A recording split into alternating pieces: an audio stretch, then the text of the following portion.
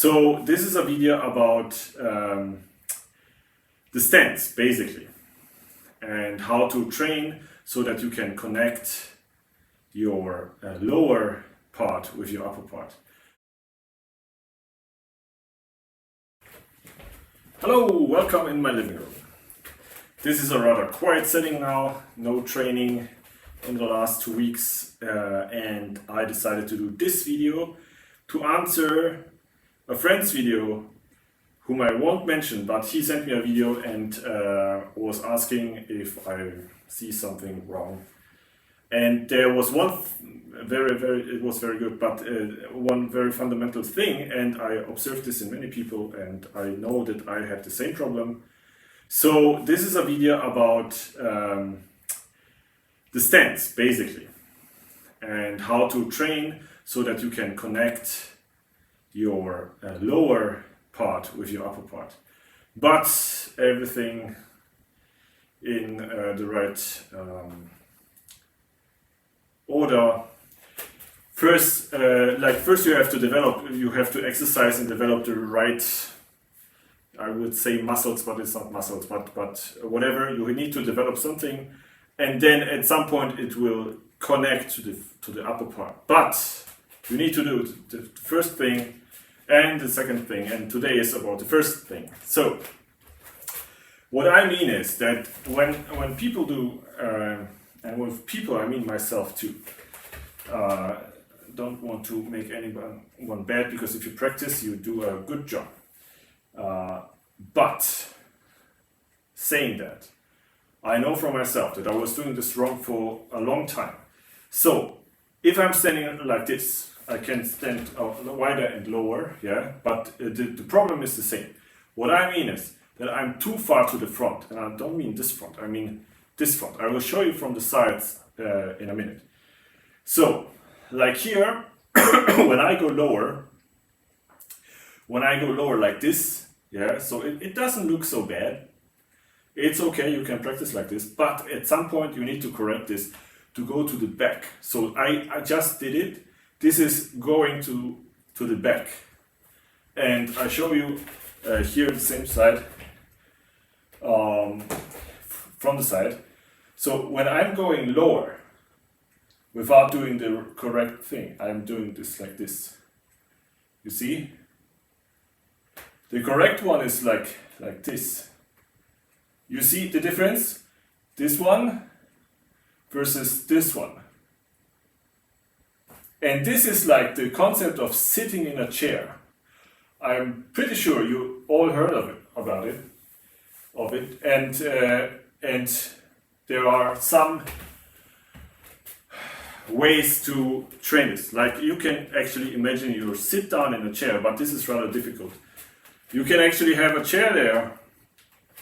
It will still be difficult, but there are some key constraints you need to have in order to practice this correctly. And one is, if you observe this, like what is the difference? I'm going lower, yeah, I'm showing you like this. This is even better. So I'm going lower, and you see the knee. When I'm going lower, the knee goes to the front. Okay? So this is the wrong thing. When I'm going lower the other way, the knee stays there, and I'm just going lower here. So there's more to it than just this, but this is an important part. When I do this, the power goes in the back of my feet, of my thigh, and whatever this is called, I forgot. A calf, yeah. And so when I'm going like this, now I'm exaggerating, just that you see, my power is here. Yeah, I'm going here. When I'm going like this, my power is here. So it stays in the back. Then I can go as low as this, yeah, but you shouldn't do this then. Yeah, it should be straight. And this is what I mean by being too much in the front. And if you practice, this is one reason why we should practice, at least in the beginning. Not necessarily in the very beginning, but at some stage you need to practice low stances.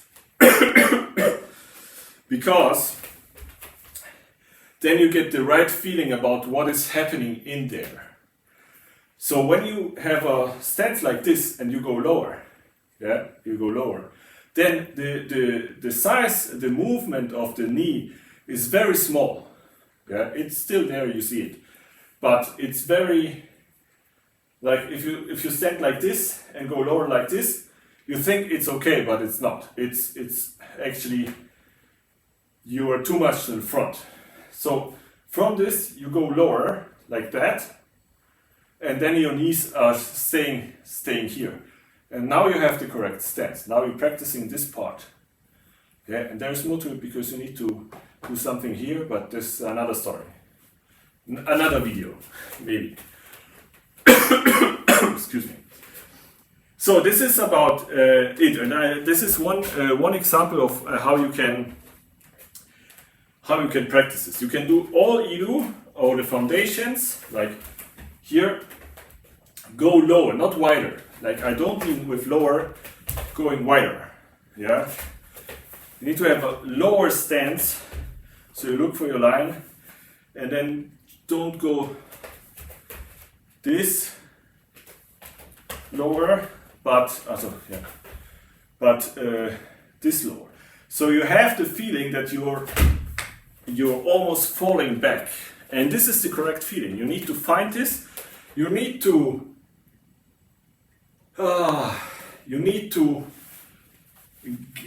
get to like it, and it will be like you get used to it, and you can go even lower like that.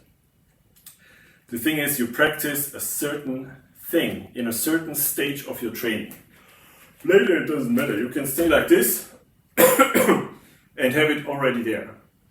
Okay, so of course in fighting we don't go lower or anything in push hands, but you stay like just like this, and it's already established. But to practice this, you need to have a lower stance. This is one thing. Like go lower, your knees don't go to the front again. Go lower, yeah. Don't go like this, but go lower. The knees stay like this. Then another thing, I come to the front a little bit. With this black pants, you might not see it very clear, but I exaggerate a little bit.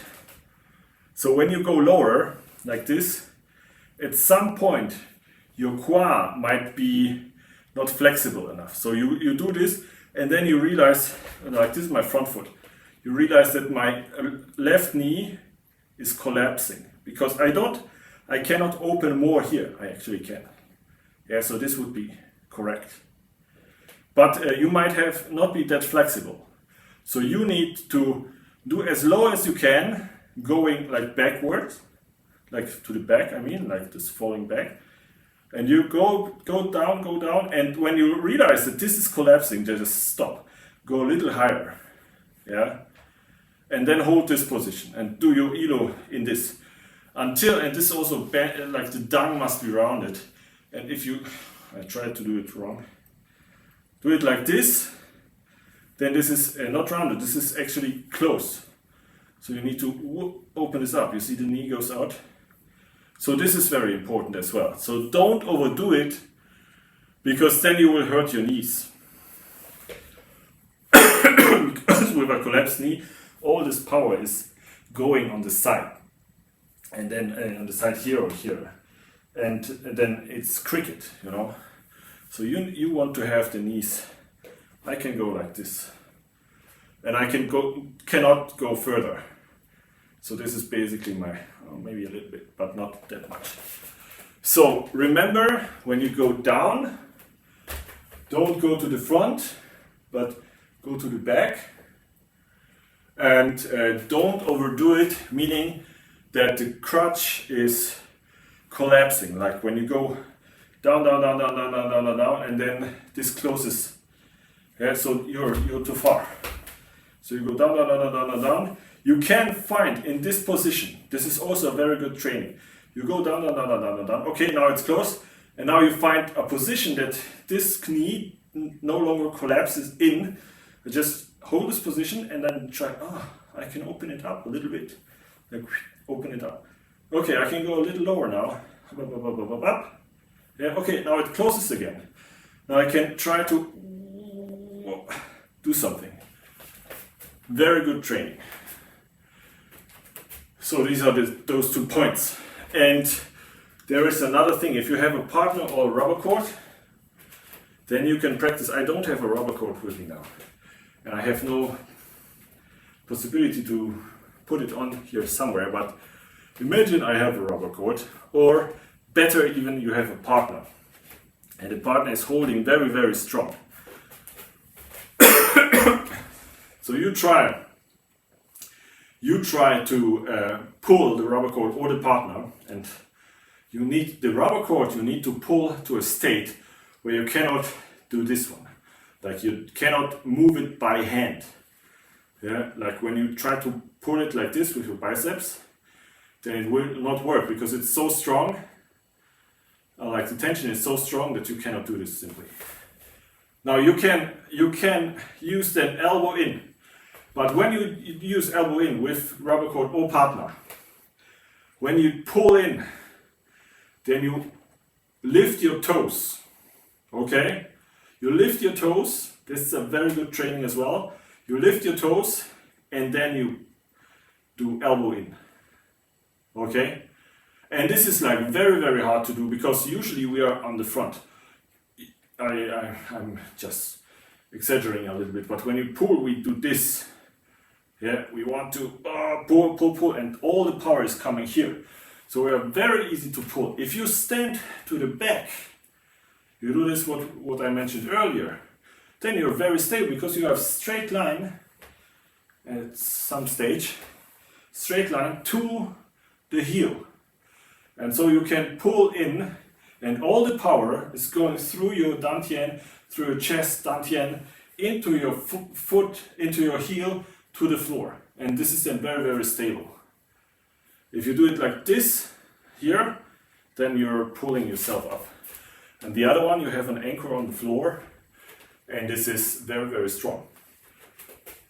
As always, there is more to it, but this is the thing you can focus on at a certain stage. And the other thing I mentioned it already. So you do this at a certain stage of your Iru and your foundations training, and you can do it like as long as you want. But if you want to comment, but this is not good in applications and stuff. Well, we are not doing this in applications. We are also not doing a wide stance in applications. This is just an exercise to get to a certain point, to get to a certain feeling, to get to a certain ability, if you want to say it like this. And that's the most important thing. So this is a training method, okay? It's not an application.